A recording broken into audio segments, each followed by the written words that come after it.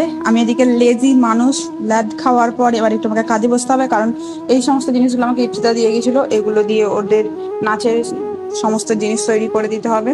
তো এগুলো এখন আমাকে তৈরি করতে বসতে হবে। এখন আমি বিরক্ত হয়ে গেছি, আমি সারাদিন মানে ভেবেছিলাম যে একটু ল্যাদ খেয়ে কাটিয়ে দেবো, কিন্তু হলো না কিছুই। দেখলাম ও এতগুলো জিনিস দিয়ে গেছে, এর মধ্যে অনেকগুলো জিনিস আছে, সেগুলো এখন আমাকে তৈরি করতে হবে। তো কি আর করা যাবে, চলো বসা যাক। আর কি তৈরি করছে সেটাও তোমাদেরকে অবশ্যই দেখাবো।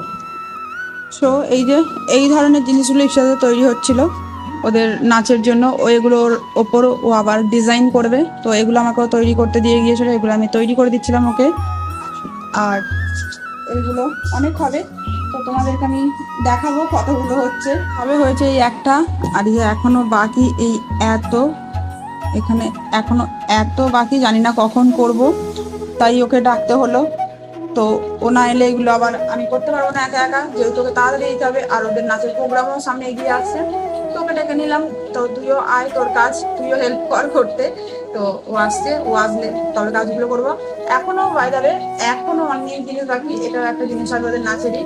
তো সবই বাকি আছে, এখন কখন হবে জানি না, তো করতে হবে। চলো আস্তে আস্তে করা যাক, আর তারপর তোমাদেরকে দেখাবো কি হয় না হয়। তো আমি ইপসিতাকে আসতে বলেছিলাম, আর ইপসিতা এখানে চলে এসেছিলো। ওকে বলে দিয়েছিলাম তুই তোর কাজগুলো তুই তোর মতো বুঝে নে, কারণ সকাল থেকে আমি করছি, আমার দ্বারা হচ্ছে না। তাই ওর সমস্ত কাজগুলো ও নিজেই করছিল, আর আমি শুধু সেলাই করে দিচ্ছিলাম।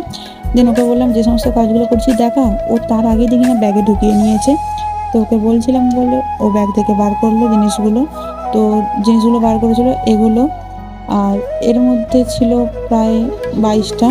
আর তার মধ্যে নাকি কয়েকটা বাকি পড়ে গিয়েছিল। ওইগুলো দেখানোর সময় যখন কাউন্ট করে তখন দেখে না কয়েকটা এখনো বাকি রয়ে গেছে। তো ও কিছুক্ষণ পর ওগুলো সব সরিয়ে খুঁজে দেখলো যে এখন এই 3টে বাকি রয়ে গেছে, ওইগুলো আমাকে এখনো করতে হবে। আমি ওকে বলে দিয়েছিলাম আমি আর পারবো না, এবার তুই তোর করে নে। তো ওর মতো বুঝুক এবার।